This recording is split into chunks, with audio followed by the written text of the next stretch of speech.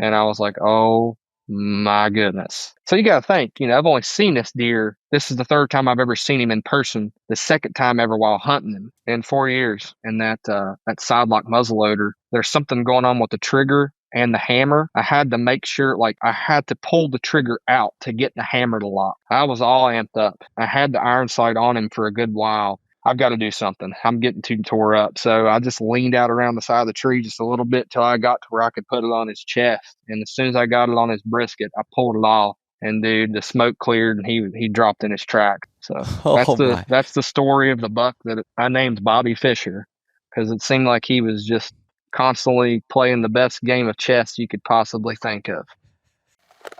I was like, well, if I throw a mic on, then I can help others the way that these people have all helped me. Born in the heart of the Pennsylvania deer camp, with the help of experts, friends, and local legends, we bring you valuable knowledge and powerful stories for your hunting adventures. Welcome to the East Meets West Hunt Podcast with your host, Beau Martonik. All right, we are live. Welcome back to another episode of the East Meets West Hunt Podcast. Luke Humphreys, welcome to the show. Hey man, how are you doing? I'm good, buddy. How are you? Can't complain, man. Turkey season's almost here in West Virginia, so I'm getting all hyped up for that. So yeah, I'm excited. I'm gonna go down and hunt in West Virginia again this year. Hunt turkeys. I think I probably won't be down till the middle of first week. Not for the opener. Probably middle to the end of the first week there. But yeah, I'm looking forward to it too. I was driving around yesterday, just checking some spots, and it was just like I was seeing birds all over the place, and it was like, all right, this is a good feeling. It was like, I don't know, this week just seemed to turn on in Pennsylvania with starting to see strutters, starting to see them break up from their big groups. Mm-hmm. Yeah.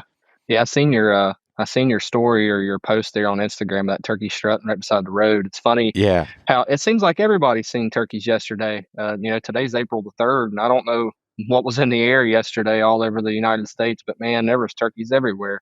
I was coming up my driveway yesterday, and there was 2 long-beard strutting with 6 hens, and then there was like 5 or 6 deer bedded down in this field with them. It was so funny. I actually took a picture of it. It's pretty cool. Really? Yep, right here in Lincoln County, West Virginia. So, oh, nice. That's really funny. They I was going out. We were shooting some scouting videos, and I had my camera guy Justin with me, and we were riding around looking for some spots, and we were riding through some dirt roads for a while, and he was just asking me about the turkey population, and we hadn't really seen much turkey sign the last few days when we were in the woods and driving the roads. I think we saw 5 or 6 separate like flocks, and I was like, this is not normal. And because I was telling him how the population's been coming back, but it's still not like what it was. But definitely in the last few years, it's increased to the point where it makes me excited to hunt turkeys again. Oh yeah. Pennsylvania is a good state, man. Yeah, no, I'm actually considering. Yeah, I'm just kidding. Yeah, I'm actually considering getting up there with my buddy named Chris Walls this spring. We may go up there and get in I think he said Greene County, so we're gonna try and get up there and get after some. Nice. You from the sounds of it, you love turkey hunting a lot. Like we're gonna spend a decent amount of time talking about deer, but I'd love to kind of I guess talk a little bit about that too, and kind of your background in it, and like what makes you get so excited about turkeys? Like what is it about turkey hunting? I guess it's just from me growing up, man. It started out, turkey hunting when I was long as I can remember. I started turkey hunting when I was 9 years old with my brother, and just from the first time I heard a turkey gobble in the woods, man, it lit a fire under me, brother. There's just nothing like it, in my opinion. I love them. Yeah, I can relate to that. Like just turkey hunting in general, just hearing those gobblers, hearing them going, like any kind of animal, or in this case bird, that you can hunt, that you can interact with, is so fun. Like that's why I love hunting elk so much, is during the rut is just having those interactions is Yeah. is such a blast. Yeah, for sure, man. I've always wanted to get out and do some elk hunting myself, and hopefully I'll have the opportunity in the next, 5 years. That's my plan, to at least get out once. So, especially while I'm still young, before I have kids and all that good stuff. So I need to get out there and get it done. So Yeah, I will say I think you need to do that. Are you still? I remember you'd sent in Mountain Buck Monday a couple years ago now, and you were saying you were active duty in the Air Force, right? Are you still in the yeah, Air Force? yeah, I'm still in. I'm actually in the AGR system here in the West Virginia National Guard. So it's like active duty, but it's not at the same time. But yeah, I'm still in. Trucking along, getting ready to hit my 10-year mark. So that's pretty exciting, I guess Nice, some would man. say. Yeah, that's awesome. Yeah, that's pretty awesome to be able to do. What do you mind me asking what you do in the Air Force? Um, so I work in an Army unit actually. So I've spent Okay. way more time so I wear the Air Force uniform, but I'm actually in an Army unit, and I've been there for going on 8 years now. So most of my career I've been with the Army. So we're technically just like a follow-on response unit for hazmat, anti-terroristic stuff. So terrorism, sorry. Um, Things of that nature. We work real world events. We go to, Boston Marathon, stuff like that, and we provide security and follow on response. Awesome. Well, I appreciate your service, man. Yes, sir. That's awesome. I wanted to know before we kind of got rolling into this too deep here. It was funny. You had sent in that story a couple years ago, and then you had sent. I don't know if you sent me it or I just came across it on Instagram. Your story from this past year and your heritage season buck that you had shot in West Virginia here just a couple months ago, really. And I had you on a list. I was like, I'm going to reach out to Luke to do a podcast. And then I do that a lot. As I think of things, I write down someone's name, and then sometimes it takes longer to reach out to. But Zach Markham from the Untamed had reached out to me there, I don't know, a few weeks ago, and was like, hey, you need to get this guy on. Like, I think this would be a great interview. I'd love to hear him talk. And I was like, it's funny. I had his name written down there. So that kind of gave me the kick in the ass to shoot you a message. I hear you, yeah, and I wouldn't put it past Zach at all. We were actually in Nashville, and we missed you in Nashville this year, Beau. I Um, know. yeah, but I was actually at the booth, and we were talking about this buck here, and I was telling him how me and you messaged back and forth about him a little bit. He's like, "Man, you ought to hit Beau up. He'll have you on." I said, "Oh, he don't want nothing to do with me. I'm just an old stupid country boy from West Virginia. I don't know nothing about hunting. There's plenty more, better hunters than me out there. So, I mean, but I'm thankful that, y'all got together and had me on. It's an honor, Beau. So, Yeah, no, that's you're definitely being humble with it, but no, I'm excited to get to talk to you here. And I guess if you wouldn't mind, you're giving a little bit of a brief background there, but a little bit about yourself and kind of your background growing up and with hunting as well. okay. Yeah. Um, my background consists of, just pretty much anybody else listening to this podcast. I'm sure, and a lot of your following up there in Pennsylvania. You talk to a lot of guys and the way they grew up. I started out hunting, I mean, literally as long as I can remember from now.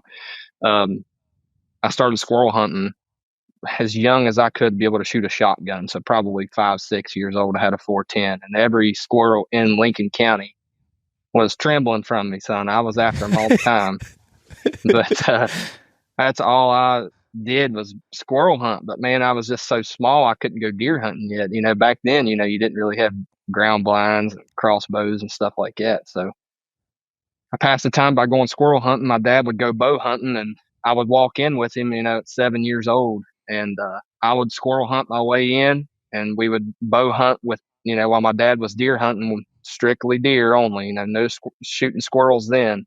But then I'd squirrel hunt my way out that evening, or that mid morning, late morning or so, and we'd go back for lunch. And that kept me going until I was able to draw back a bow. At 9 years old, I had a darting bow, as a lot of people probably did. Uh, I had a darting, and it was set up, with enough pound to just shoot a deer. to kill it, at 9 years old. And I started then, but I didn't get my first one until I was 10. I shot my first one when I was 10, and it was 2007. I shot a button buck off a ground in the neck at 20 yards. And, I've just been ate up with deer hunting ever since. So Yeah. Oh, yeah. that's awesome. And it's funny is like when you start that same with me here, like as a kid, like anything that you could possibly hunt, just going out and the woods. I don't know about for you, but like when I was young, like I was only allowed to go in like, a certain area, but like I would wear out that spot of looking for squirrels and looking to anything I could hunt there. Yeah. And just like you knew that like the back of your hand, but then you look at it now, I'll see that patch of woods and it's like it was so small that I was spending all this time in. It's crazy. Yeah. Unfortunately for me, I can't hunt a lot of the stuff that I used to. That's just the nature of the beast of today's world, though. We're losing land like crazy, it seems like, left and right. And I hate it, but it kind of is what it is. I used to have a lot more permission pieces, and I'm actually going to work on getting a couple of those pieces back. Try to, anyways, but new ownership and stuff like that. But everything's getting leased up, it seems like, which is not a big, not a big deal. Not hating on anybody that is leasing things up or anything like that. It's just that's just the nature of the beast. Me and my buddy Chris were talking about this the other day. It seemed like back in that time it's like everybody that I knew, you could hit 3,500, 4,000 acres at any given day in my corner of West Virginia and just take off. Whether you were deer hunting or turkey hunting, it didn't matter. You just had those spots in your mind, man, and nothing stopped you from going there. You didn't have all these mapping stuff. You just went out and hunted, man. And I kind of miss those days sometimes. Yeah, I know. We had the scouting camp last weekend, and the property that we do the scouting camp on is a private piece of timber company that is leased out, and one guy leases this whole thing, but it was an area that my dad grew up hunting, and like even us as kids, like we grow up hunting in those areas. I don't remember it as much because it got leased up pretty early on as far as leases go, but it's that makes it a lot harder, especially like those private, in your region with even the coal companies and all of those. That it's the same thing with us with timber companies, that those get leased up, and I understand it. It makes sense, like why they're doing it, but it makes it really difficult from an access standpoint. Yeah, for sure. Yeah, it's unfortunate in some aspects, but then other times not. I'd love to go back to the tree I first, called my first gobbler into, but unfortunately I can't. I actually reached out to the property owner last year, and it was like, no, man, we've got somebody up here turkey hunting. But sometime soon in the next 5-10 years, man, I'd love to just get on that ridge top and relive it one more time. But Yeah, it's a fun time of my life. But my dad wasn't much of a turkey hunter, and I know we're getting back to turkey hunting, but no, keep going, man. I'll redirect you if we're going somewhere different. So it's fine. I got you. But my dad wasn't much of a turkey hunter, but my brother was, and I really look up to my brother, and I still do to this day. But he's not much of a turkey hunter anymore, so I kind of had to show myself some ropes. He showed me the basics of turkey hunting back in the late 2000s, but then he quit taking me and he quit turkey hunting. I don't know why. I think he just started bass fishing full time. He loves it, but I kind of had to throw myself out there and learn myself a lot of things, and I think that's why I love it so much. But, Yeah, what like when it comes to turkey hunting, especially when you're teaching yourself, like what are some things like from the big, like you wish you could tell your young self about turkeys? one of the main things is that I swear 99 times out of 100 in the mountains, a turkey's not going to come down the hill to you. You got to get on his level somehow. I learned that the hard way. You gotta get on their level somehow. I can think of a story one time, and I won't go too far off on the weeds because I know how I am with storytelling. Go with it, man. Go with it.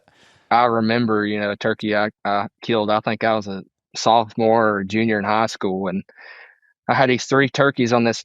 I mean, straight up the mountain from almost like Logan County steep, and they were straight up above me and they would not come down. I was like, man, why? I couldn't figure it out. So I got to thinking, I was like, I need to do something, get on their level. So I dropped back down the mountain and I went around the side, probably 300 yards. And this spot that I went up the hill was just plumb full of rock. It was almost a rock cliff.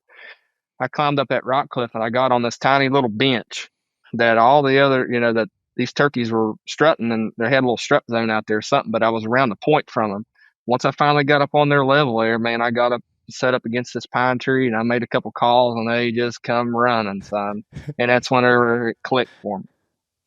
Yeah. So that's one of the main things, but man, being patient. And I know every turkey hunter in the world is going to say that's the main thing, but it really is. I mean, that is the number one mistake new turkey hunters make, is not either being too patient or not being patient enough. You just got to be able to read the situation and read that turkey's temperament, check his temperature, as a lot of people say. But yeah, and you got to paint a picture in his mind of what that hen is over there doing. And I know you probably know some of this stuff already, Beau, and people probably listen to it already know.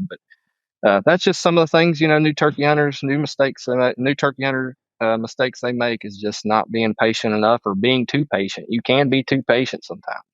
It's just all about what you think that turkey's going to do.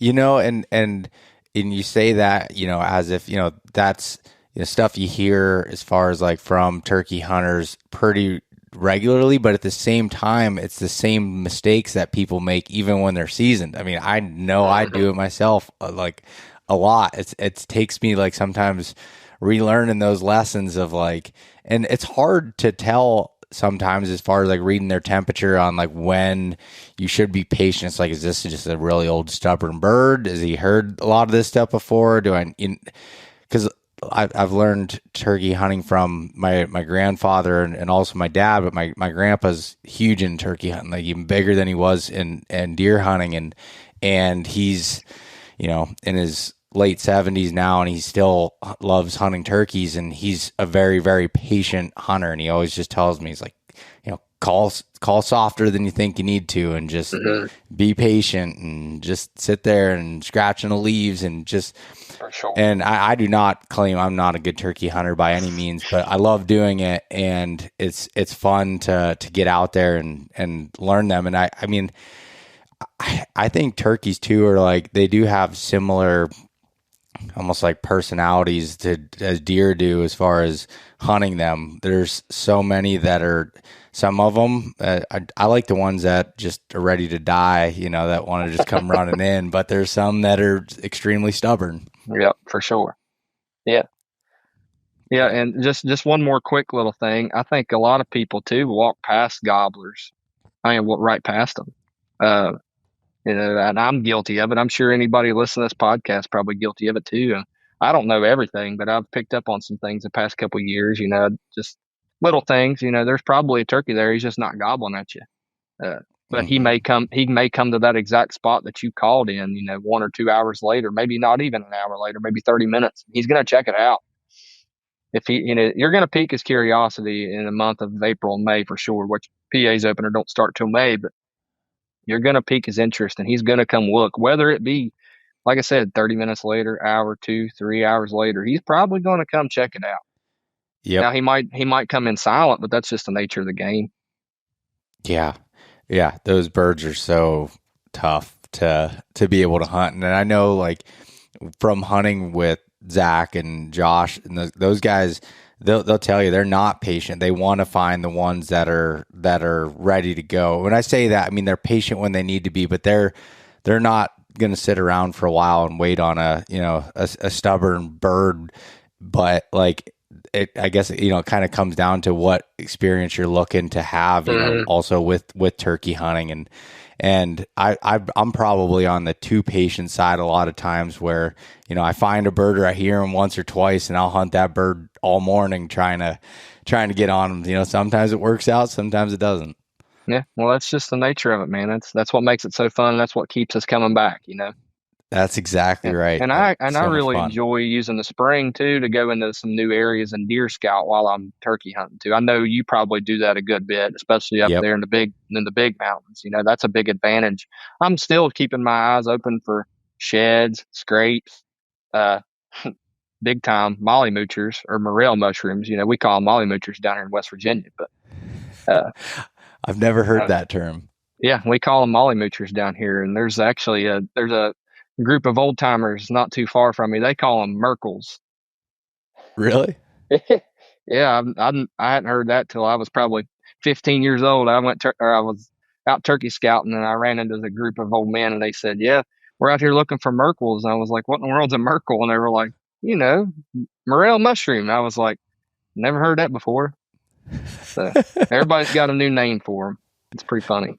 Yeah, that's like, well, do you have leaks in your area, or ramps, as I think you may call them? Okay. Oh yeah, oh yeah, Yeah. yeah. And that's where, like, in our area we call them leaks, and I'll say that to people that are further south and they're like, "What are you talking about?" And they're like, "Oh, you mean ramps?" Because I'll be like, "A wild onion," and they're like, "Oh, ramps." I'm like, "Oh, okay. All right." Yeah, I've never heard that before. That's interesting. Yeah. Yeah, it is funny just hearing the differences in the terms and everything. But that is what's really cool about the springtime, of like, it's just a different time of year to be out, and I love just hearing the woods wake up at that time, and being able to, deer scout while you're turkey hunting, which I'd get distracted and do that a lot. Mm-hmm. But Yeah. it's a perfect time to check out new areas that you've been wanting to check out and haven't had time to, or whatever.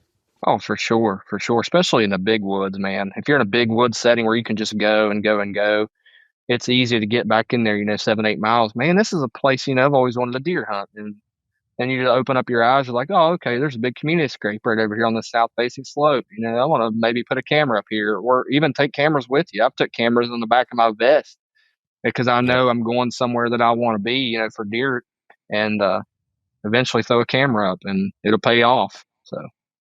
Yeah, man. It's funny. Last year I was doing that with a camera. I'd put it in my turkey vest, and I was going out, and I found this spot, and I was like, "Oh man, this is a." I was like, "This is a dynamite spot," and it was way back in there. I was like, I also know it's like pretty heavy with rattlesnakes, and I was like, I really don't want to come back here in the middle of summer and hang a camera. So I put one up. Well, it just so happened I got busy, and it wasn't until yesterday I went back to go pull this camera, and the damn thing, I had it where didn't account for a couple of these branches that were to get leaves on it and start to hang down more, and that is sometimes the problem when you hang it too early. But it was an SD card camera. It filled up the card by June 26th, I think. Oh wow! I was like, dang it! It sucks, man. Yeah. Getting into that can of worms, about turkey hunting and deer scouting. I've got a camp in Pocahontas County. For anybody listening to the podcast that knows where Pocahontas County is, it's like in the southeastern part, big county, and there's a lot of national forests. And I've actually got a cabin on the river there on the Greenbrier, and I think this spring I'm going to go up and I'm going to take. I hope to spend more than a few days, and I hope I don't. I know it sounds funny. I hope I don't kill a turkey on the first day I'm there because I actually want to spend some time in the woods and get back in there. Just be me in the mountain, man. I'm very excited for that week. I've took the whole week off of work, and I'm going to go up there and I'm going to take some trail cameras. I'm going to take, my shotgun. I'm going to try and go get me a turkey, and I'm going to do some scouting, maybe dig some ramps, maybe grab some molly moochers, and do some trout fishing. So I'm trying to have myself a vacation that week. So, Man, that sounds like a good time. yeah, it is, man. And I've always went up there and just fished. I've never went up there and exclusively hunted. I don't, for some reason I haven't. And my grandpa was big on deer hunting up in that area, especially, back in, don't quote me on the exact year, but, back in, let's say maybe the 50s, there wasn't a whole lot of deer in West Virginia. But if you went to the mountain areas, there was a lot of deer in that area. So a lot of the old timers spent their time deer hunting up there during gun season. And they would go back up and hit. And it was always, oh, I'm going to the mountains to go deer hunt. So my grandpa did a lot of hunting back in those days. But by the time I got old enough to do some real hunting, I went squirrel hunting with him a few times, but by the time I became old enough to actually go deer hunting and actually be still and stuff like that, he was getting to the point where he couldn't make it up the mountains anymore and stuff like that. So unfortunately, I never got to deer hunt or anything up there with him, but I think he'll be riding with me a little bit up there this year. So I'm excited for awesome. that. Yeah, and it's so cool for you to be able to go into an area like that where your grandfather hunted at, and just like even just imagining of like the experiences that he's had there, and that you have the ability to be able to relive it, essentially, sure. However many years later, what you said, the 50s, like just so many years later, to be able to be there, and some of those trees being the same trees that were there then. For sure. Yeah. I remember him telling me a story. I think it was about the time I really became obsessed with turkey hunting. I remember him telling me a story about an albino turkey that was in this particular area of the national forest there close to the camp. And he kept calling it an albino. He wouldn't say albino. He would say there's an albino turkey up in there. So I've always said, what would be the chances if I went up there and I got an albino turkey? I mean, it would be wild, but it'd be interesting. So, but like I said, I'm really excited to get in there and do some hunting in the spring, and I am going to scout, and I do plan on taking some trail cameras because, man, it's a vast area, man, and some big country.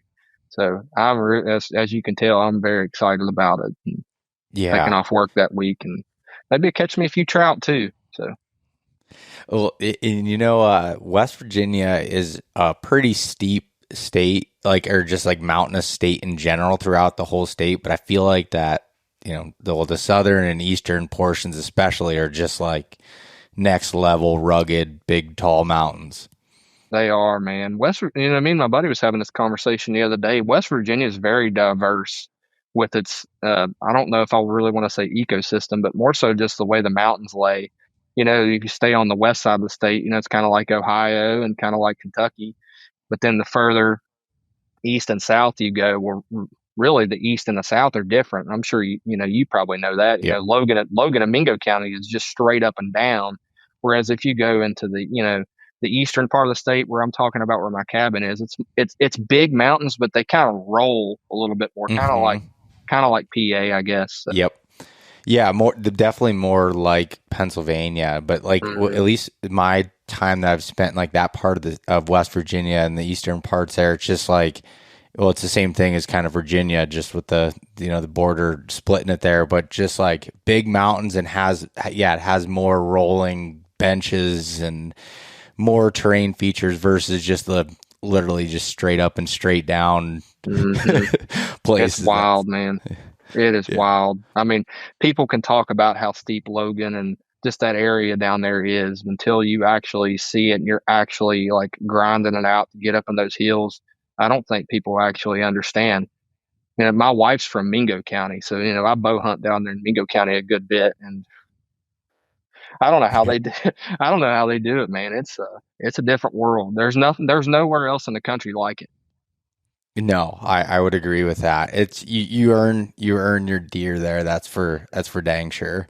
Yep. And like, yes, sir. So most of the areas that you hunt, not asking specifics, but as far as like topography and terrain, from at least from the stories I've seen, a lot of it is like kind of big woods, mountainous stuff. Is it some of it like coal mine stuff too, or is it mostly big timber? Yeah. So, back in, how we were talking a minute ago, how I said, when I said the 3,500 acre to 4,000 acre, how you could just hit it and go, that was all coal and gas company property. And I killed some great bucks there back in my younger day. I killed a 146 or 145, I can't remember, inch 10 point when I was 15 with a bow, just in a big giant saddle that my dad and my brother told me to go to. They were like, oh, there's this big saddle out there.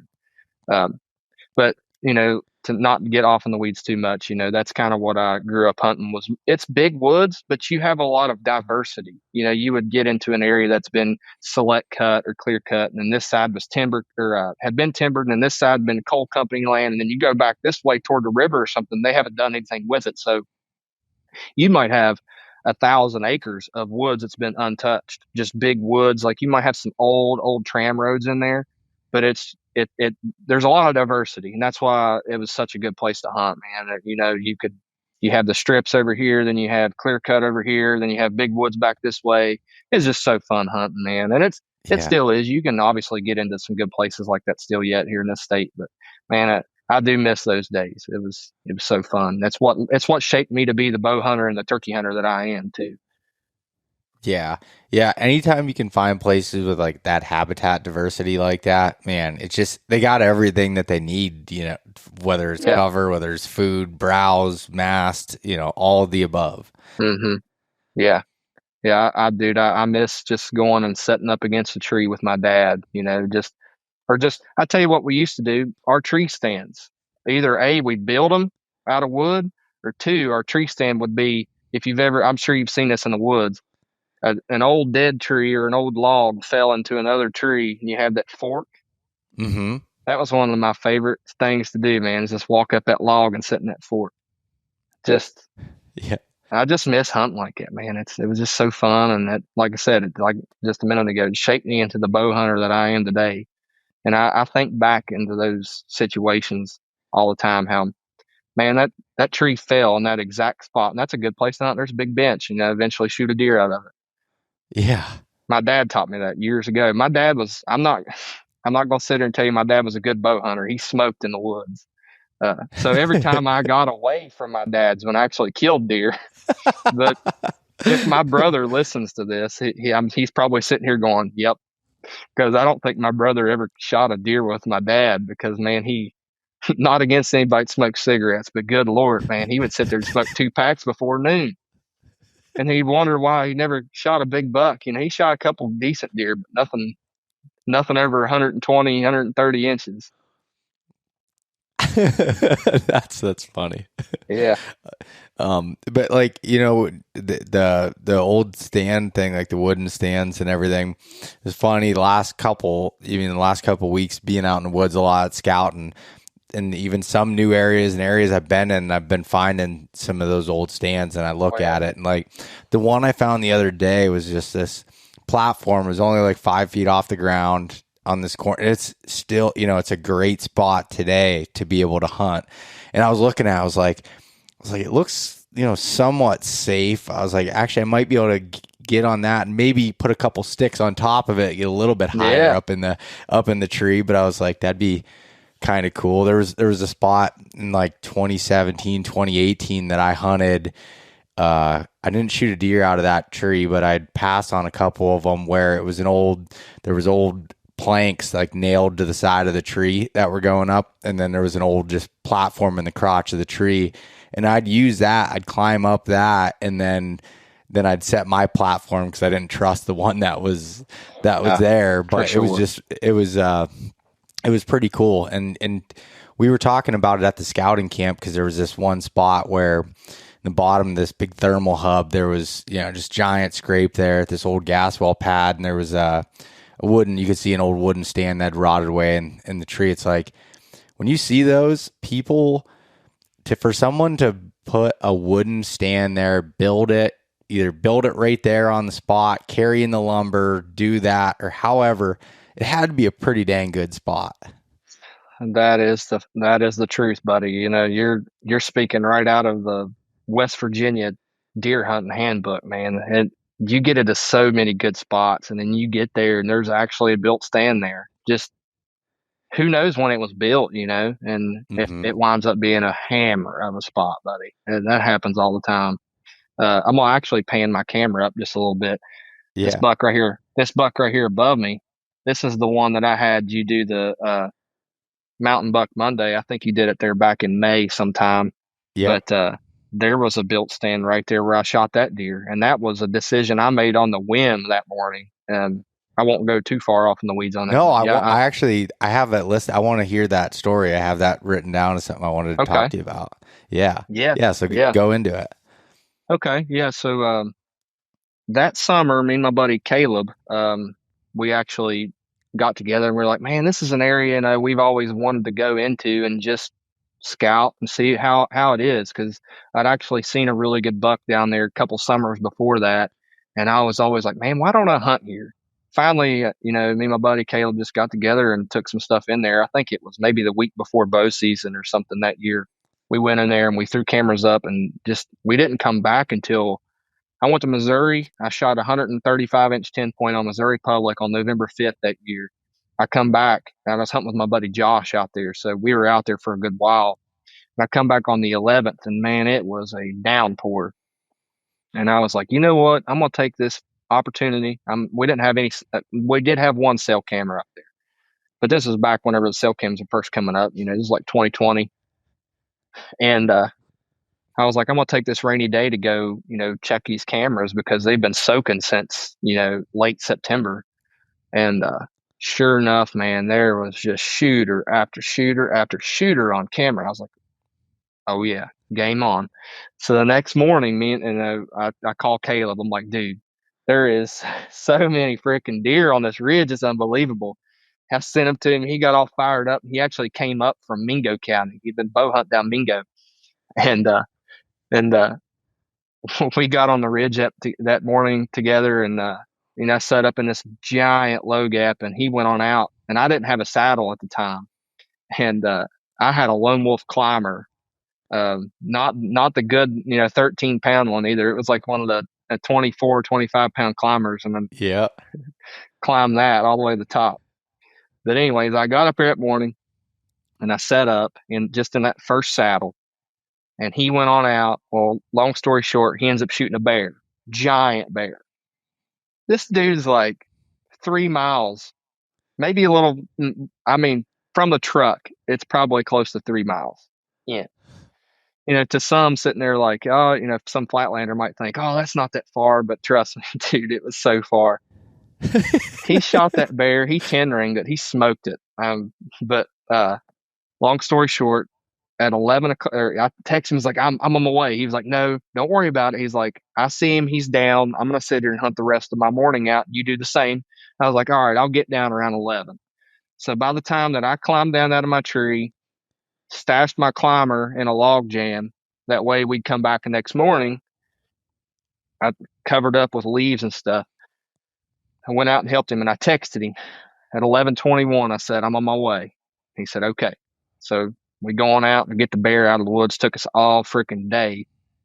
We finally get out that day, and the next morning we get back in there. The very next morning, because we knew, those bucks would still be in there somewhere. I didn't see a deer on that morning on the 12th, but he's seen a lot. I didn't see him. And anyways, the morning of the 13th, we get up to that saddle, and I had this old cheap Tasco camera sitting in this saddle, and it was in the wide open at the first saddle you come to when you first make it up this big mountain. So I was kind of expecting somebody to see it, And we got out there, and I had my little phone card reader, and I pulled it up on there, and there were 6 pictures. It was taken from the time that we was there the morning before to that morning. And just so happened, he walked through, not this drop time one, but the one that I showed before. He'd walked through at 11:31. So 10 minutes after I left to go help Caleb, he walked 12 steps underneath my tree. This is the first morning I'm back in West Virginia since like almost mid-October. Oh my gosh. So man, it lit a fire under me. So anyways, I hunt on and off. This was during COVID. So the way my military unit was working was if you were out of state, you immediately had to quarantine for 7 days. So I had 7 days to hunt, but there was one day I had to go into the office. And I didn't go hunting that day. Nothing crazy happened, but I'll fast forward to the 20th. So I'd hunted this deer for, I don't know, 5-6 days, somewhere in there, with no sightings, no trail camera. I think he was like picking me off somehow. And, me and Caleb were talking, and Caleb, but the reason why I even know you was through Caleb. Caleb was like, yeah, Beau Martonik talks about this, this, and this. And I was like, well, that makes sense. And every morning when I'd get up there, I could feel the thermals. Even though the sun wasn't coming up, this drain was just sucking the air through that saddle down the backside for like no reason. I never was able to figure it out, but it just did it. It was pitch black. It'd be 4:30 in the morning, but it just seemed like the wind would just suck right up that little funnel there. So Caleb wasn't with me this morning, but I got up there and I pulled a piece of milkweed out, and I mean, it immediately flew away from me off that ridge top down the other side, and that was the leeward side of the hill. And I was sitting there thinking, I was like, man, I bet you he's running that other side. I was like, I'm going to go for it. This is the last day I'll be able to bow hunt before gun season. I'm going to go for it. So I went down there and I picked me out a tree in the dark, still had my lone wolf climber. I get down there on this point and I find me a tree. I get set up. It breaks daylight. I see that big giant hang-on stand that was in this big old red oak tree. It was a freaking Cadillac stand. Whoever built that, man, had legs of steel because they had all kinds of wood they carried up that hill. But right at first light, I grunted. Something told me just to grunt. I grunted in this great 3-year-old, but I thought it was him coming up the hill the way he was coming. I was like, oh, man. I got all jacked up. It ended up being a 3-year-old. He went right underneath of me. I watched him cruise on by. I didn't see a deer until 10:45. I had a doe come in kind of off of where I expected him to come from. And she come walking down this main trail. And there was 3 trails on that flat that led to this point. And the furthest trail was at like 45. The second trail was at like 30, 35. And then the closest was at 18. And she took that close trail and she come all the way up. And the way that wind was pushing off, it was kind of like this from me. It wasn't blowing. Obviously, it's West Virginia. You're not going to get 100% the same wind all the time. Obviously, probably in PA too. Yeah. So it was blowing probably in a 45 direction right there. So I was like, if my wind kind of pulls off this side, I might be all right. Well, it did. She got directly in front of me at 18 yards and she caught my ground scent or something. So she absolutely flips out. I'm talking she blew probably 50 times, man. And I was ready to throw my bow at her. I was so mad. And I was like, I looked down and it was like 10:50 or something like that. So I was like, I'll set till 11 o'clock. And I'm not kidding you, Beau. At 10:57, I looked up and that 156-inch 10-point was standing in this greenbrier vine, had his head up in it, just going nuts. And I was like, that's him. I seen that double throat patch too. And that was a dead giveaway. That was him. And I immediately was getting excited and I had to calm myself down. And I finally did. And he come walking. I was like, all right, he's going to take one of those 3 trails. And when he got to that split, there was a big, big old red oak tree. So I went on ahead and I drew back. And because once he got past that, there was like just 1 or 2 trees for me to draw behind. Yeah. So I went ahead and drew back, and he come into that 18-yard trail, and he was coming, and my heart's just absolutely throbbing. And he comes in, and he's quartering to me, and he gets behind this maple tree right in front of me. He stops, and he just stands there, and all I can see is like his mid back to his hind end, and then I could see like his antler tips. I could see his ears. That's all I could see. And all of a sudden, I watched those ears just pin back, and I was like, he done the same thing that doe just did. He caught my wind, and he started to bound off. Well, he took like one big bound, and I just, the old classic, man, loud as I could.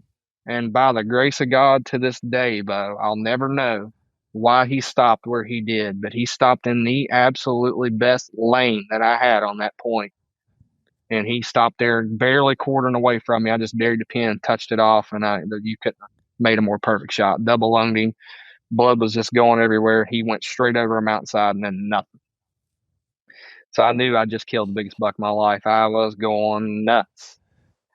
And I immediately called everybody. I called Caleb. He was down in Mingo County bow hunting again, and he come flying up.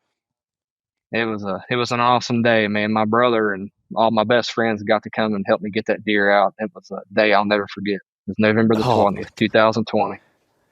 Oh my gosh, man. That is absolutely awesome. And just like sometimes like you said, how did he stop in that opening? It's just like, sometimes when, God puts a plan there for you and you just got to accept it. That's right, dude. Yeah. Oh, I was definitely accepting that one. Yeah, To this I would day, say dude. so. I mean, to this day, I still think about why did he stop there? I mean, I don't know. It's the grace of God, I guess, and something. But Yeah. Yeah, man, that is so awesome. And like, and is that where you're saying that there was an old tree stand there as hmm, well? yep, I found a spot on the topo map that morning when I was at the ridge top. Like I said, I dropped my milkweed. I was like, well, what's down there? I really haven't looked. And there was just like this skinny point going out off the leeward side and a big flat coming around from it. And I was just like, man, I wonder if he's just running that leeward side. And like I said, I it just so happened to be a skinny point between two bowls there. And I just set up on it. And the wind was blowing off. And like I said, daylight broke that morning and there was an absolute Cadillac stand there. And uh, that brings me back to, talking about, things you've talked about on the podcast. Does blowing in the rut is not the worst thing in the world. And I learned it firsthand that day. Um, Built stands, Yep. that's something, people talk about that one all the time. And that's just the fruit of the labor right there, man. That's just a fact of a built stand being the cake sometimes. Oh, dude, that is so awesome. And so that point that he was on, was that kind of like were you saying it's kind of like a finger that was coming off, like not off the main ridge? It was just like this little point that kind of jetted off in between two bowls, you Yep. said? Yeah, there was kind of like two little indentions in the ridge there, two bowls, and there really wasn't big flats leading into the bowls, like kind of like a small tram road. But then once you get into that bowl, there's like a big, the flat kind of opens up, and there's a lot of greenbrier, a lot of oak, and it's on the leeward side, and it wasn't too far off the top. It was only about, I'd say it was a 200-yard walk off the top, but probably a 100 foot, 150 foot in elevation decrease probably. Yep. But it was just enough to get him off that top, kind of get him away from the pressure that, we were applying by hunting that top. So Yeah. sometimes it's good to think about, those low mountain areas, especially around here, man. I'm sure, you hunt down there with Zach and uh, Josh and them. Middle of the mountain sometimes can be the killer. Yeah, and I've been trying to learn it more like this. That I was just down there in the spring trying to learn a piece that's like all timber and of like, okay, because every area is a little different. Like, I've hunted Pennsylvania and the big woods and stuff my whole life, but I don't like every area has its own little intricacies. So I'm trying to learn, some of that stuff in West Virginia and I'm just like, okay, looking at it, it's like everyone I talk to in West Virginia talks about low gaps. They talk about the saddles, they talk about those places. So it's like, all right, how do you work off of that? Because like the deer are obviously going to use them, like you said, but that's where a lot of the pressure is. And even it. And so, looking at those leeward sides and then trying to figure out like where do those trails go from in those saddles? How do they connect to the next thing? And that's For sure. That's an exact example what you gave there and how that worked out. Yeah.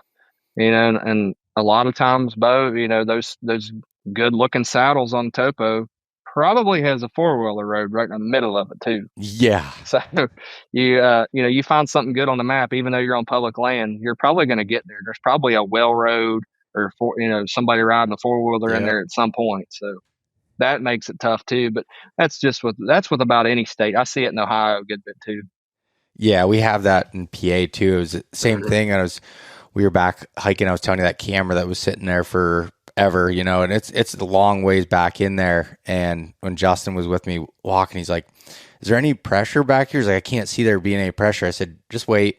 And then we go back and you see this, 4-wheeler trail that came in and that went up through there. And there's, a big stand that's built that was on. It's like no one was hiking this back in there. Like it was very obvious there was a 4-wheeler trail. And that's the nature of it. Public, private, whatever, you're going to run into that.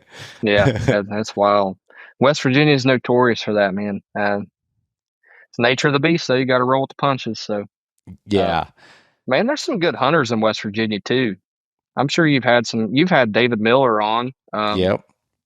A couple others. There's a West, lot of good hunters in West Virginia. Yeah. Like West Virginia has some absolute killers in it, and it's like that's what I was just telling someone that the other day. I was like, I should just, when I go down, either whether it's to scout or hunt or whatever, I should just spend like 3 days traveling around to meet in person with a bunch of, you guys that are down there, because it's cool to do podcasts in person. I feel like they're better, but there's so many that I've had over the years on the podcast, and so many that I still want to get on and be able to talk to. You learn to hunt those mountains. You learn to hunt those places and read the woods and the woodsmanship that's involved. Like it's another level. It really is, yeah. And you just had Cole Mitchell on not that long ago as well. He's a freaking goon, man. Yeah, He's one of my favorite people, dude. He's awesome. He actually helped me shed hunt for that buck I shot in Heritage season too. So really. He come up and helped me shed hunt for him, and he couldn't even. We spent all day. I think we ended up walking over 10 miles that day looking for him, and we never picked him up. But yeah, and there's some guys that's my age too that are just absolute great hunters. Yeah, but that's awesome. Cole's an awesome shed hunter, man. He's like a magnet to him. It's funny, when I asked him to come on the podcast, I didn't know he'd never done one before either. And like, cause I've been talking to Cole and following him on Instagram for years and years. And you can just hear it in his voice, like the passion, he's an excitable person as it is, and just like fun, to talk to and be around. But when he gets going on shed hunting, man, it's another world. Yeah. It's actually pretty funny. Yeah. He loves it. Yeah. It was so funny. I posted that clip of him from when he was, a lot younger, and when he finds this big shed, and I didn't realize that even when I posted the clip that he had this giant thorn sticking out of the side of his hand. You could see it in the video, and people were commenting on it. It's like he's got this thorn, like, a half inch into the side of his hand, and he doesn't even notice it because he's like looking at this, shed that's out in front of him. Just crack me up. Oh man, he's a trip, buddy. Yeah. So when we were talking about the Heritage season, that buck that you had shot there, like, let's hear the story of that, because from reading about it just in your posts and stuff, that sounded like a 4-year journey, and that, you got the buck right there. Oh my gosh. Yeah. Dude. What a monarch. Yeah. So that's bigger than the one from 2020, isn't it? Yeah, you would think about a lot more, but not by very many inches. Yeah. Really? I was expecting him to be, when I got him in my hands, I said 164 was my guess, and I've got him at 157 and 158. But this brow right here really kills him, and see, he didn't break it. He grew that. Yeah, dude, that thing is just an absolute monarch. And yeah, doesn't have that. Yeah, he's got that little stub brow on that one side, but look at those tines. Yeah, unbelievable, buddy. I'll never understand how I got so lucky shooting this one. I don't know if there was a whole lot of luck involved, but yeah, you chase a deer like that for as long as you did, like that's pretty incredible. Yeah. I chased him, so I started getting pictures of him. I started getting pictures of him in 2021. I assume, I don't know for sure, but I think he was a 3-year-old in 2021. He was just your classic, 115-inch 10-point, just a pretty deer, man. Yep. And I was like, man, I really hope he makes it. Because, I get a lot of pressure. This was all in my 60 acres, and I guess that's something that I could have talked about earlier about myself. I own 60 acres in Lincoln County, and I bought this place when I was 21. I've been looking for a place, and I just so happened to stumble upon it. I had some mutual friends that told me about this place. I'd actually turkey hunted here when I was a kid, but I live and own 60 acres right here on top of the mountain. But that's awesome. A little bit more about myself here, but anyways, so I knew he was a buck to, be watching out for, but he didn't show back up after gun season that year. So I was like, I kind of just wrote him off because, man, I do lose a good bit of young bucks around here. There's a lot of hunters around me. There's not much public around me, but there's still, it's kind of like, PA, everybody hunts. So got a lot of hunting neighbors. So I just wrote him off. But fast forward to 2022, he showed back up on October the 29th, and it was definitely him because he's always had mismatched brow tines, and he's always had this, you can tell by looking at his frame, it was him. And dude, he was like freaking Big Chungus or something, dude. He was, he, he was broad, buddy. He must have been eating a lot of red oaks or corn somewhere or something. Cause man, he was beefy. And he'd put on probably, I'd say he was 130-inch 9-point. He was a really good deer and definitely looked like a 4-year-old in my eyes. And that was a shooter to me at the time. So, especially being my property, I wanted to get a really good buck on my property. And anyways, I started hunting him. Had a lot of pictures of him that year, but he just always just seemed to slip through the cracks. And I think it was just my access wasn't good. It seemed like I was busting deer out more times than not, and I think it costed me a few times on him, which obviously I'm glad it did, and I learned a lot from it. But I think I seen him one time in 2022, and I say I think because I'm not for sure. He come chasing a doe off the top of this ridge, and I was down in a bowl. I was up in a maple tree in this old, I think it's a lock-on limb tree stand. I had to put way up in the tree, and he come in. It was either him or an 8-point come in chasing a doe. I'm talking just flat out fast as he could run, and dude, he locked him up. I wasn't moving a muscle. I hadn't even pulled my binoculars up to see what deer it was, and the wind was blowing the complete opposite direction, and it was raining. He locked him up from that doe, man, and he didn't like what he seen. I don't know what it was. To this day, I still don't know what it was. And if like I said, I don't even know if it was him, but it was either him or this 8-point. They were both about the same size. And he went right back up the hill. Well, after that, I noticed he started coming in different on my trail cameras. He would slip in from somewhere he never would before. He would just be there. I mean, like just out of nowhere, he was just there on cameras. Like a lot of times I'd get a picture of him on this trail coming in. Yeah. He's coming in completely different now. So let me fast forward a little bit. December 1st comes around. It's the last time I seen him that year. Gun season was still in, and I thought he got shot. There were some neighbors that shot back that way. On like the last couple of days of gun season, I heard some pretty close shots, but didn't get to talk to anybody about it. I didn't necessarily write him off, but I just quit seeing him. I got no more pictures of him past December 1st. September of 2023. It was September 15th. I was actually, I was hunting in the urban zone there in Charleston, West Virginia. And I got a notification on my cell cam. I found this community scrape actually during turkey season that it just kind of went under my radar. I've never found it before. It was on my own property, but I'd never seen it. I don't know why. It was just in this weird little finger right on the edge of my property. And I was like, man, I bet you he hits that. So I threw a camera up in there. I think it was in June or July. I threw a camera in there.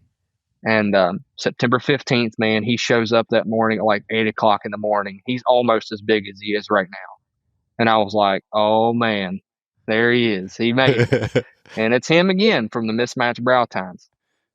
So obviously the chase begins. September 19th, I get out there, and I was like, I'm going to do some scouting just to see if I can find some fresh sign from him, anything like that. And there was a saddle in the ridge, and it's the leeward side of the hill.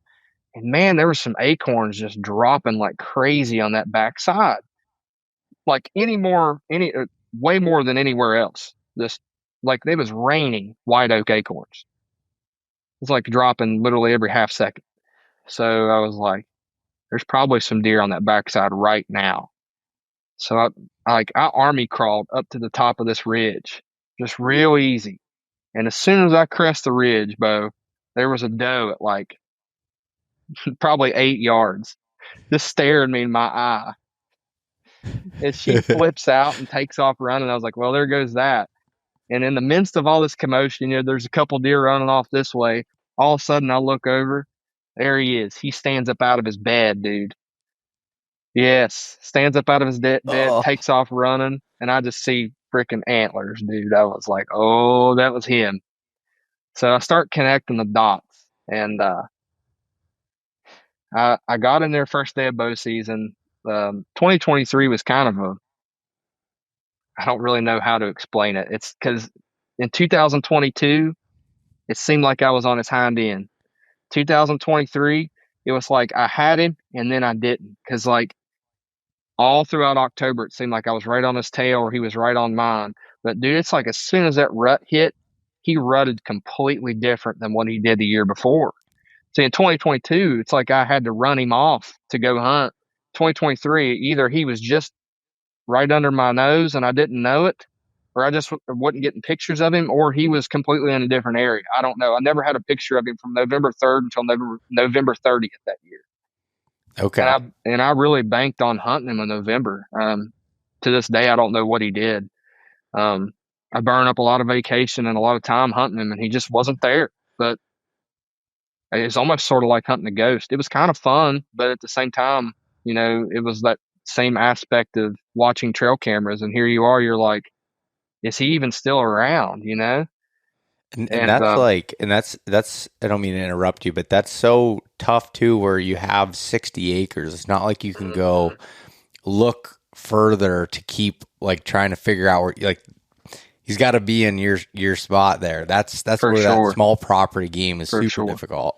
Yeah, and it's really hard, and it's not. I feel like that's not talked about a whole lot either. It might be No. on some like Midwestern podcast, but as far as mountain hunting, small parcel hunting in the mountains is really hard because those deer are used to just being able to be nomadic as they can be, and a lot of times they're just passing through. You might have the best habitat, but they still, know they're being hunted somehow, and they prefer, being somewhere off in the distance. But luckily, I do have about, I would say probably right around 75 acres additionally that my neighbor has given me permission to hunt. And he's a hunter. He just don't hunt a whole lot. And I'm really thankful for my neighbor that lets me, hunt that little. I'll say it's little. It's 75 acres. But anyways, yeah. 2023, I didn't see him at all other than scouting. Fast forward to 2024. Well, the last picture I had of him was after the shed. It was like sometime in March. I think March 22nd, he left right as it started greening up real good. He left, and I never had a summer trail camera picture of him. And then October 7th came around. I was actually hunting Ohio pretty exclusively at this point because I was hunting a big one over there on public. It's only about an hour and 15-minute drive from my house here in Lincoln County. So Ohio is pretty accessible to me. And I was over there doing some hunting, and I got a trail camera picture one night on my way back from Ohio of him actually walking right in front of my property line gate, and he'd blown up into this. So immediately that chase starts back up again. And I stayed out this year. I didn't pressure him. I was like, I'm gonna wait for the right day and a cold front to move in and a good wind. And the 14th, October the 14th, it rolled around, and I had a spot that I had in mind just from the past couple years of scouting him and hunting him, and just kind of figured where he would be in mid-October.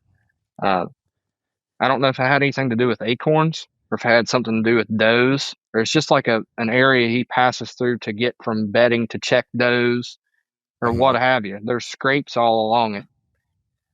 But, and actually, I would say you've had him on a couple times. Nathan Killen kind of helped me with this deer this year, waiting for a good cold front and hunting, an area that I can catch him off guard, Yep. somewhere where he's not used to being hunted, kind of like in an inside corner and being downwind from where I expect him to come from. And it just so happened to work.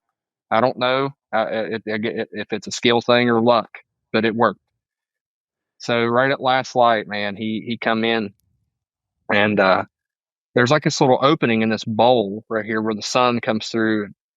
And I just looked up. It was rainy and windy and stuff. Like I said, we had a cold front pull in, and I just looked up Beau, and there he was. And I was like, oh my goodness. And he's facing me like he's going to come. So there's two tram roads there. You got a tram road that comes low at 18, and you had a tram road that goes, actually, it may have been 15. And then you got a tram road. The closest shot was 38 yards if he was in the center of the road. So he takes that high road and he starts walking around the side of the hill. So I get my bow out and I draw back on him. He comes into that lane. I try to stop him, and he takes 4 or 5 steps, stops past the lane. Oh man. So I'm sitting there with my bow held back forever. And finally, like, I get so tired, I had to let it down. And there's a bunch of beech brush there, like a lot of young beech saplings mixed in with some white oak and some maple. So I'm watching, and I kind of lose him in that thick stuff. And all of a sudden, I can pick up his antler tips. They were moving up and down. Well, finally, when I could see, I could finally hear what I was seeing. He was sitting there eating acorns. So I threw my binoculars up and I'm watching him. And like, man, all you gotta do is take 5 or 6 more steps, and he's in this lane quartering away at 40. So I'm waiting for him to keep moving because I'm anticipating him to keep walking out that road. So he starts walking, so I drew, and he never comes into the opening. And I'm like, man, so I'm losing light. So I'm sitting there holding on him, and I lose him. So I was like, man, I had to let down again. Well, about that time, I seen some white, like a flash of white. He was going back the way he came. So I was like, oh crap. So he's coming back into that 38-yard lane again. So I draw back again. And I get in that lane, same thing. Try to stop him again. Man, he takes like 3 steps and stop. At this point, I could have shot him in the guts, or I could have shot him in the hindquarters. And I was like, I'm not going to do that. I'm not going to do it. So I had my pin on him, and it was just so hard, man. And I had to let down again. And at this point, like, I'm losing light, and he just veers off, and he goes back into where he popped out again. He's standing there, and he works it straight, and he's at 50. And I was like, I'm going to try it. So I leaned back in my saddle, and I started to get the pin down on him. As soon as I did, man, he just wheeled away and walked straight away from me. So, I mean, I was on the verge. It may sound sissy-like, but man, this is much time and effort I've put into this deer, man. I was almost on the verge of tears, dude. Oh gosh, I was so worked up, man. When he stepped out, I seen that. I mean, yeah. I didn't know what to do with myself. So explain that spot just a little bit more, if you wouldn't mind, of like how you're talking about the tram road and stuff, and was this was on the side of the mountain essentially. So you weren't on the top, you were down lower a little bit, and you were saying a kind of an inside corner. What did you mean by that? Yeah, so what ended up, how that lays there's like a high knob here. Let me see if I can do it on the camera. Let's say you got a high knob here in front of you, and the wind comes over the top of this knob right here. If you have a west wind, it comes down. There's kind of like a little bowl right here in the middle of the mountain, and the mountain kind of changes directions there. And then there's a saddle here, and then there's another big high point on this side. Yep. So they kind of don't always come through that saddle. They may come around this side of the high knob and work through that bowl. And it's kind of like, it's a mountainside, but it kind of, the way it rolls is kind of like a point. So you kind of got like a little bowl, a flat, and like kind of like a roll of a point there. So I was down off the side of that roll, looking back into this bowl, and then there's a drain behind. There's actually 2 big drains. There's a drain coming up down below me right here, and it comes into this tram road. And then there's a monster drain back behind me where my wind blows into. So that's what was my advantage was that evening, was my wind was pushing down into that drain, and I was what I would consider an inside corner. I was staying out of his wind and catching him coming around the mountain this way, because he had a direction in mind he wanted to be in a spot where he wanted to go. So I was just trying to catch him. Yeah, that's kind of how that happened, but I just didn't get to shoot him that evening. Yeah. But, oh my gosh, man, that's a heartbreaker. Yeah. Then November was pretty eventful. I ended up shooting a really good buck in Missouri, really old deer. That was a fun hunt, but I was out of state, and I come back and hunted him, and I don't think I really blew him out this year. I was really careful with my access this year, and what I was doing was really paying attention to my wind and not applying too much pressure. I wasn't trying to blow the does out because, like you said, 60 acres, you kind of got a lot to lose. So Yeah. I was being really conservative, and I had a couple instances with him, but I won't go down those rabbit holes. Just a couple days in November where either I was literally right behind him, or he was right behind me. It just happened that way. So, anyways, I'll fast forward to the Mountaineer Heritage season. So, our bow season goes out December 31st, and the last few years we've had, I can't remember the exact year it started out, but the last few years we've had a Mountaineer Heritage season where you can only use a longbow, a recurve, a flintlock muzzleloader, or a sidelock percussion cap muzzleloader only. Iron sights, no scope. And it's for 4 days. It's Thursday through Sunday. And it's like I think it's the first weekend in January. If like that first weekend doesn't fall on, like, let's say the first. So Yep. this year it was 9 through 12. And I hunted him the first couple days. I ended up getting my grandpa's sidelock muzzleloader from my parents' house. It was actually handed down to my brother, but my brother hadn't shot it in 15, 20 years. And he told me, he's like, man, you need to go get it because he's going to be on his feet in this cold weather, trying to find food. And he's like, I think you've got a really good shot at getting him. And so I went and got it. I ended up getting the nipple cleaned out, and I got a round through it. I shot it at like 35, 40 yards. I mean, I hit like that on my dot. So it was like a perfect shot, right?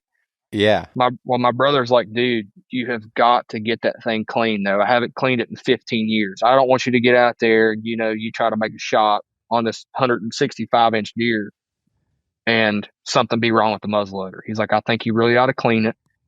So then we had an ice storm roll in. It was pretty bad. Power was out.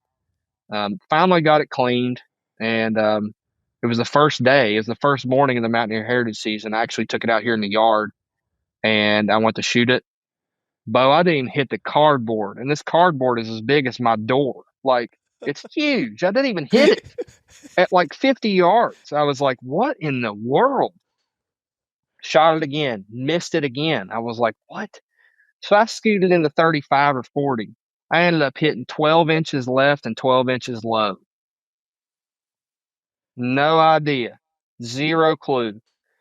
So what I ended up doing, this may confuse. I'm going to try my best to explain this the best of my ability.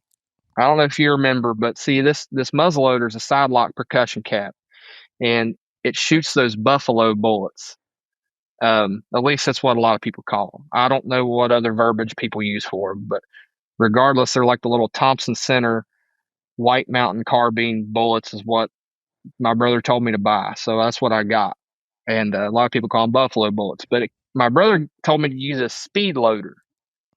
So it has an open end on it, and you take that open end and you push it down on your buffalo bullet, and then you put your measured powder in, and then you have a little slot for your percussion cap.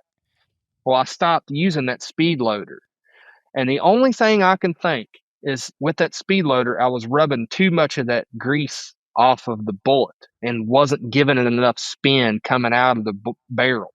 That's the only thing I can think, because when I stopped using that, I started shooting high instead of low. That's the only thing I can come up with.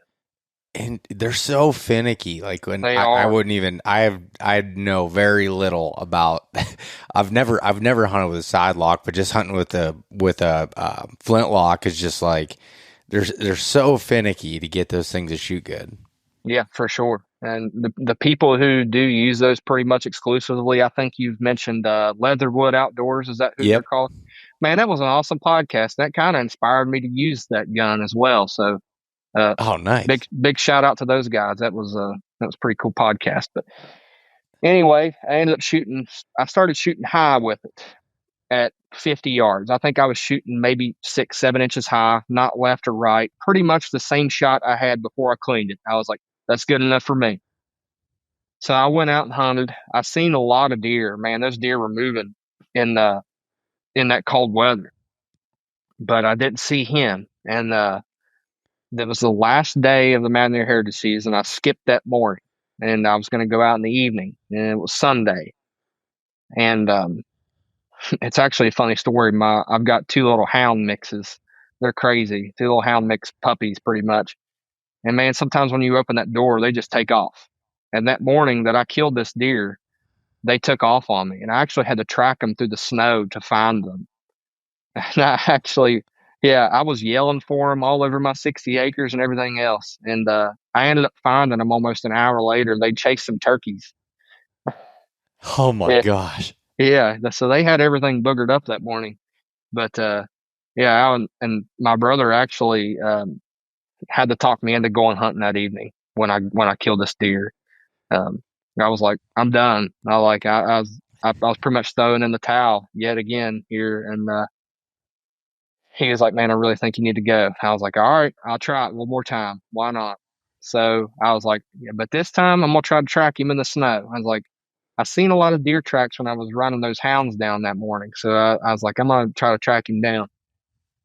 Well, just so happened that morning I had a picture of him too on a south-facing slope. He was headed out toward this point, and I kind of knew where he was going to be going.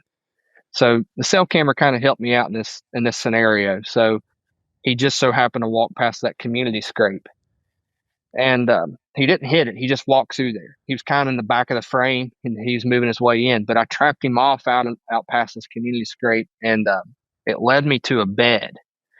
And I found a pile of rubs and more scrapes, and his tracks just kept going. I kind of got mixed up there about halfway through the track out through there between him and another deer. It just got so hard because it was so sunny, and the stuff was starting to melt, even though it was like 30 degrees. And some of his tracks were getting covered up, so it made it really challenging. But I kept trucking on, and then I looked down and I realized what time it was. I was like, man, it's getting late. Like, what if I end up walking up on this deer and I'm moving way too much? So I sat there and started thinking, man, I ought to get back a little bit. And by the time I thought that, I looked up, and there was this spike that was bedded down on the south facing slope on this tiny little flat just off the top. And I was watching him through the binoculars, and he was out there just like whatever they do when they bed. I call it chewing cud. He was just sitting there chewing. And I was watching, and that spike sometimes would run with this deer in the late season. Don't know why. They were together sometimes, bachelor grouping back up. So I did make a stalk on that spike just above him, like real easy. I actually walked on a log for a good while because the snow was kind of crunchy at that point. And I stalked out above him, and I looked, and I stalked up on 20 yards up on that spike, probably 25, and he wasn't with him, but there was another bed there right close to him. So I was sitting there thinking, I was like, man, I really hope he isn't close and I've spooked him, So I was like, I'm going to get back a little ways. I'm going to get back up on the south facing slope. There's this red oak tree that was down, and it was in the bottom of this little ravine right at the top of this big steep face. And it kind of like there was a meandering of like trails there that all came together right there at that fallen red oak. And I don't know why. There was some greenbrier there. Maybe they were eating, red oak off the fallen red oak, but it fell in like mid-October. So, I mean, maybe they were eating red oak there. I don't know. But anyway, I just made the decision. It was kind of getting late, and I needed to set up somewhere where I could intercept him coming back across that south-facing slope. So I kind of stayed low on the hill, but I got up against this big chestnut oak tree. And I was sitting there, and I seen, heard nothing walking, coming in or anything. I'm just sitting there like reflecting on the entire season, not really expecting anything. And kind of like boo-hooing in my mind a little bit, I'm a little discouraged, it's going to be, here we go. Here, the scouting starts tomorrow after this deer again. And, and no sooner than I was thinking all that, man, I looked up, and we had 7 minutes. Well, when I pulled the trigger, there was 7 minutes of shooting light left. So by the time I see him, there's probably 10, 15 minutes of shooting light left. I looked up, and here he comes. And I was like, oh my goodness. So you got to think, I've only seen this deer for sure, this is the third time I've ever seen him in person, the second time ever while hunting him. So Yeah, in 4 years. in 4 years. So he pops up right below that red oak. And he actually comes up the ravine. I thought he was going to go across it and present me with like a 60-yard shot or something. He actually comes up the hill to me. And I was like, well, I didn't really expect that. And he hops across a couple logs, and that sidelock muzzleloader, there's something going on with the trigger and the hammer. I had to make sure, like, the hammer wouldn't pull back and lock. I had to pull the trigger out to get the hammer to lock. So I had to fiddle with that. I got it locked back while he was behind a tree.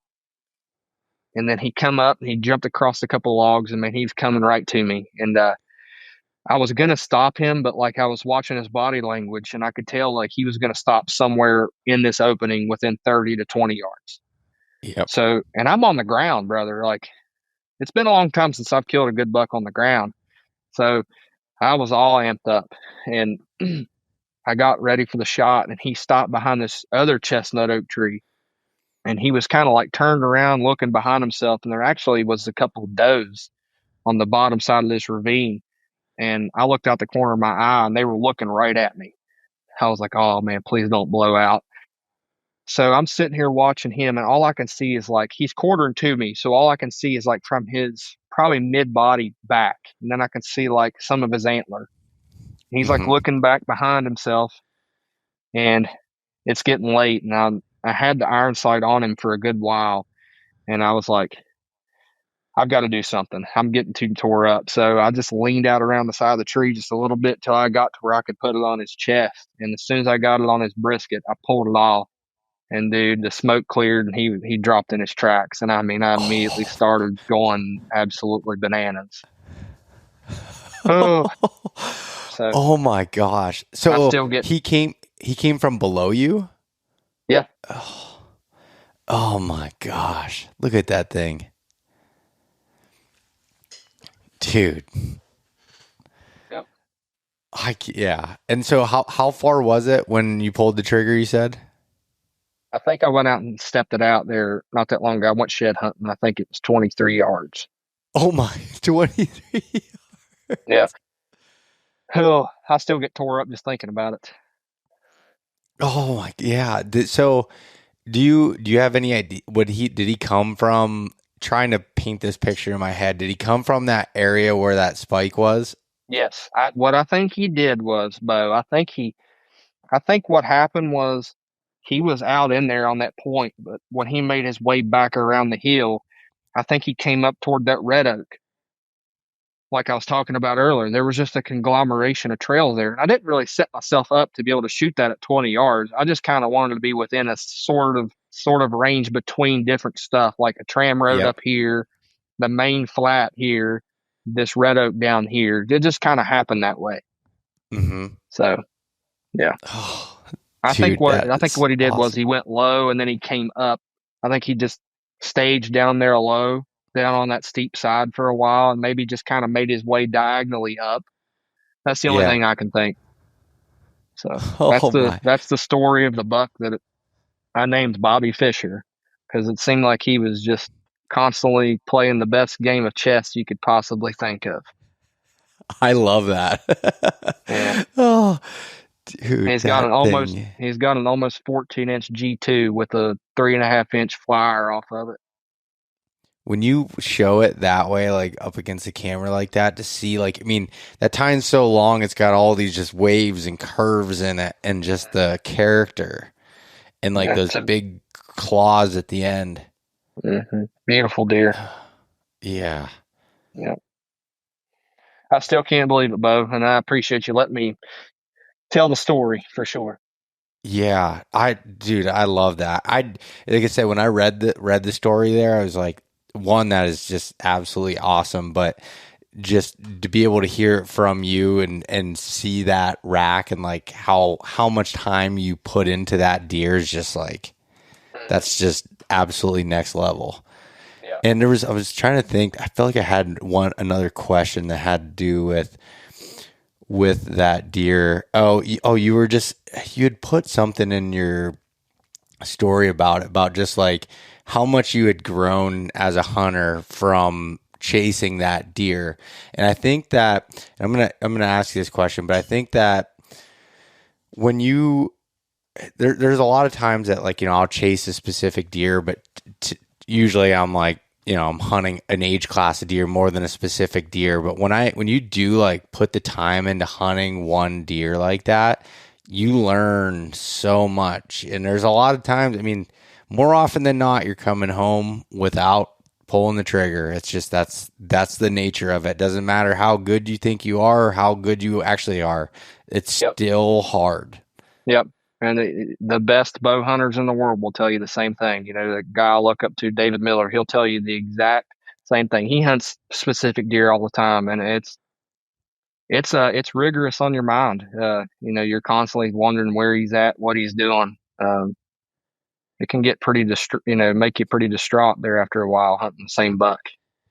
And like there's like, you talked about like listen to the podcast and I obviously interview a lot of people on the podcast, but and from hunting a lot of deer myself, the one thing that I'll say is, like, when you get to a deer that's that age, they're just a different class of animal where it's so situational of like figuring out what that specific deer is doing and likes to do. And you don't have to have it right all the time. You just got to have it right that one time that it makes that one time. And your instincts of, backing off and going down through, like, all those things, and just that blow down of that tree, like all of those things that just combine to that one moment for him to step there at 23 yards, like, just absolutely wild. And then to do it with your grandpa's sidelock, like,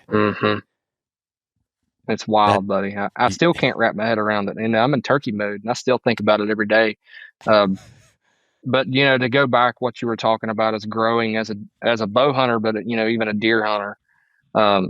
He taught me so much, and that's the first thing I said. Like I said, I killed him here on the property, and my wife immediately came out and greeted me while I was still with the deer, and I was sitting there freaking boohooing, saying, "Oh, he taught me so much as a deer hunter, man," and that's what it's all about. And I'm thankful for the deer too, to allow me to take him, and for God to allow me to hunt him, because I learned an astronomical amount about deer hunting in general during the time that I was chasing this buck.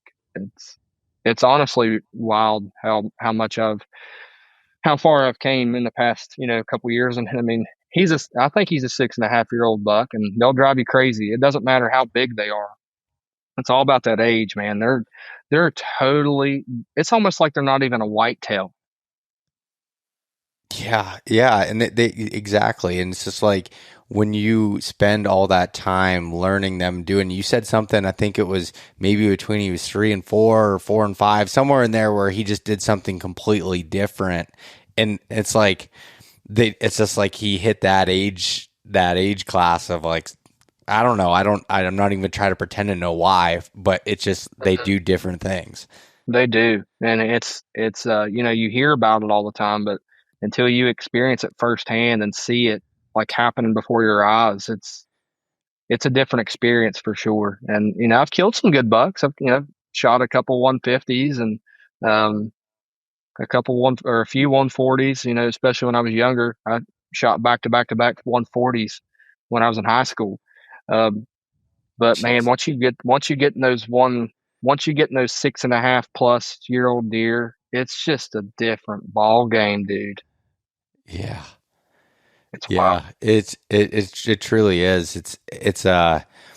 I'm very concerned with this one deer that I was hunting this year. I missed him, and he was at 5. I think he was 5.5. And he was an absolute giant for 5.5 in the area I was hunting him. And I'm worried, because I'm like, he's got my number, and it's like, he's gonna be tougher to hunt this coming year. And it's just like, I felt like I had a beat on him this past year, and obviously I got a shot at him. So it's like, but now I'm like, this is gonna be one of those things. I better get ready for a grind. For sure. Yeah. And it's just about applying last year's intel that you gathered from him and putting it toward this coming fall. Yeah. Yeah. And so the last thing I'll ask you about it is like you talked about where like how the woods feel so empty, you know, is there's because you'll never walk on that 60 acres again, and that deer, you know, could be there, you know, Exactly. watching you or being there. And I know that feeling, man. Like you walk in there and it just feels weird. It does. It was almost like a chapter closed in my hunting career and a chapter closing on the property that I own. And it's sad. Like I went out there, I don't know, maybe a week or two. We had a pretty warm stretch there for a week, maybe 5 days, like the first week of February. I went out and I just looked for sheds for a little while, and I listened to some turkeys that were, figuring out the pecking order for this coming spring. That was pretty fun. But I went out there, maybe an hour and a half, 2 hours before dark with my dog, and man, I just sat there. I sat in my woods, just taking in everything that had happened that fall, and just reliving it all, and just trying to figure out, uh, I don't know, look through almost the remorsefulness of not having him there to hunt anymore. I mean, I'm sure, at some point I'll probably have another good one to hunt here, but it'll never be him. And it's honestly sad to think about. I may sound like a sissy for saying that, but it, No, it really is, man. You get attached to these deer, and it's just it's something you don't experience a whole lot. So I wanted to go out and sit in my woods, and that's where I feel most grounded, anyways. And I just sat there at the base of an oak tree, just listening and thinking. yeah, I mean, to me, that doesn't sound weird at all because like when you hunt a place and you're hunting a specific deer like that, I can recall one a few years back that I spent so much time hunting that deer and looking at access and trying to envision in my head where I thought he was bedding at, and like most of the time being wrong with it, but just like, and I went in there that next spring to go through and scout and shed hunt and pull cameras, and I was just walking through. I'm like, he's never going to walk on this trail again. There was a rub line that he would hit every year on the side hill, and it's like he's never going to do that again, which another buck, eventually took that over, which was cool to see. But it was just like I was just like, this was his. Like I felt like I knew that deer so well, and how he moved through the terrain, and For sure. and at the same time there was so much I didn't know about him, and at this point we'll never know, and that's just the way it is. Yeah. Did you when you said that one time, I don't remember what year it was, but you saw him like get up out of his bed, do you think there was any consistency with him bedding at all? Like, was there anything that you, looking back on it, or is that still kind of a mystery?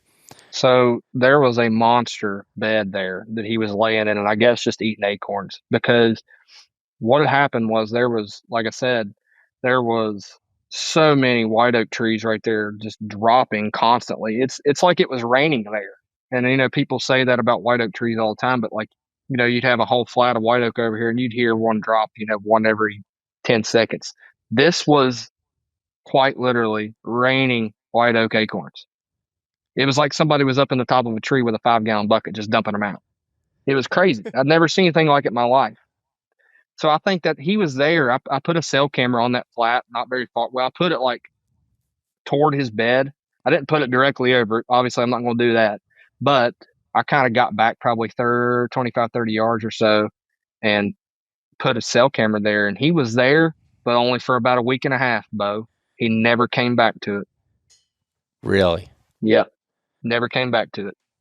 And by that time, season had been in for a few days, but and he pretty much vacated the area. But I think that it may have had something to do with pressure from me, and that's why coming into this year, I had a little bit of a different vision. I needed to hunt him on the right day, in the month of October, not just any day. Mm-hmm. I'm not saying it's not possible you can't kill a deer on an 80-degree day.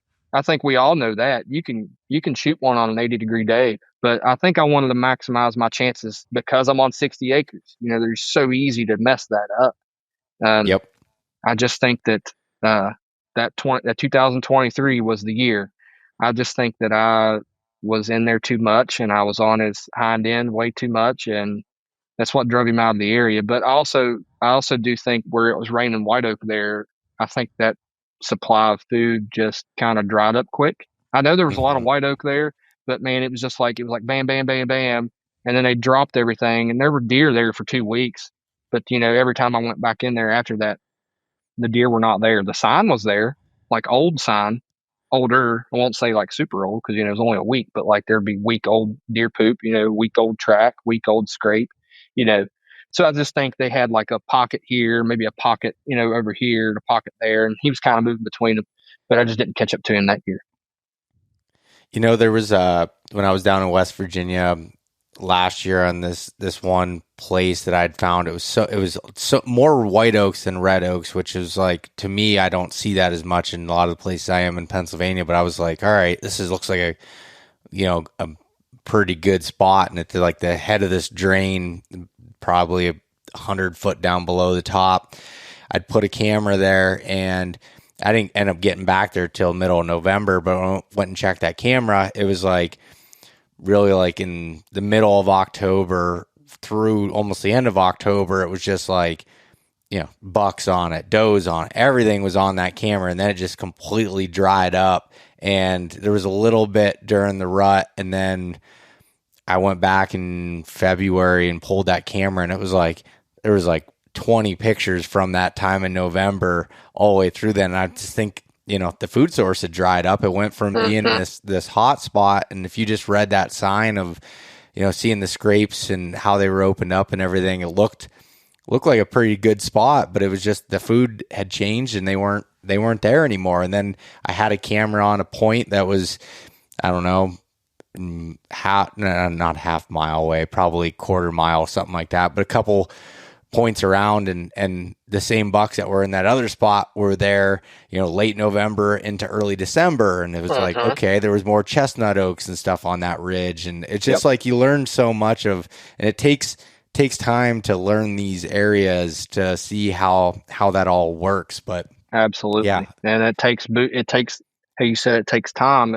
It takes boots on the ground. That's one of the most, effective things. We can talk about topo all day and how important it is, but until you put your boots on the ground and get there, that's icing on the cake right there. It's the bread and butter. Get back to Yeah. the old ways and get in there and find the sign and figure out why they're moving from this side of the hill to over here. There's a river down here. Well, there's a pond or a beaver pond. You got this over here. There's just so much to learn, man, and that's why I'm thankful to be a bow hunter. It's just so fun to figure it out. It is a game of chess, and it's like a puzzle piece at the same time. Yeah. Yeah, man. I love that feeling of like, especially when you go into a new place of just like when you don't know anything and you mark these waypoints of things you think where it should be because of the topography or the vegetation, and you go in there and then you might check out two things that look the same from the map, but one of them's better than the other one, and you start to learn and then figure it out, and the more time you spend. And so I always say it takes me, years to really learn an area to get good at it, because you start putting pieces of the puzzle every year together, and you might shoot a buck or whatever the first year, but you just start to really hone in the longer you get to do that. Yeah, and that makes total sense, man. That's what we all dream about and talk about all the time. Talk about 365 days a year, and that's what we love, man. Awesome. Yeah, Luke. Well, I appreciate you coming on, man. This was an absolute blast to relive a few of these stories and just kind of get to hear how you grew up hunting and your passion for it and everything else. And I wanted to give you a chance to plug some of the stuff that you got going on. People can follow along. Got a podcast and YouTube channel and everything else. So if you wouldn't mind plugging that. Yeah, buddy. Well, first off, I appreciate you letting me come here and tell a couple stories of, about some West Virginia hunting, and that's always fun and awesome to get to talk to you again. I know I haven't really spoke to you in person since we talked in Nashville there a couple years ago. That was a fun time. I think I actually told you a story on this buck right here too, but so we have Turkey Creek Productions, and me and a couple of my buddies, we kind of just do it for fun. We got a little YouTube channel there, and we do mostly turkey hunting, but we do some deer hunting too. We got a few good deer videos, but then we just started up a podcast there. It's called Creekside Conversations. We literally have, I think, 3 episodes posted, so it's that new. But Nice.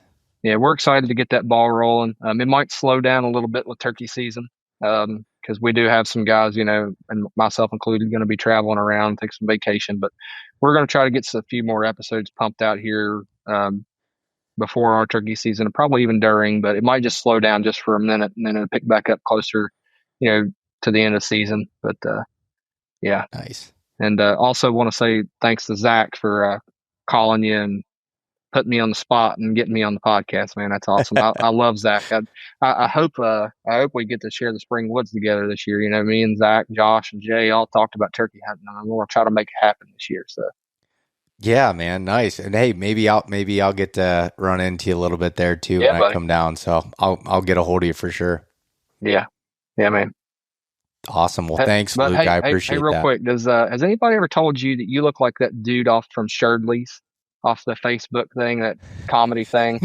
No. You mean like the main guy? Yeah, the main guy, the Sherdley's. Yeah. Oh, that I don't know how to take that, Luke. It's got to be the mustache. Funny. Yeah. That guy's funny as hell. Oh my God. Yeah, I watch all those videos. I get a kick out of that. That's awesome. Oh man. Yeah. Well, Luke, stay on the line here, but I'm gonna cap this one off. And like I said, I appreciate you coming on, brother. It's a pleasure to get to chat with you. All right, Beau, you too, man. Appreciate it. Hey guys, thanks so much for listening. If you enjoyed this conversation, share it with your buddies. Leave us a rating, a review, and subscribe. If you want to check out more content like this, there's plenty in the links below. We truly appreciate having you guys along with us.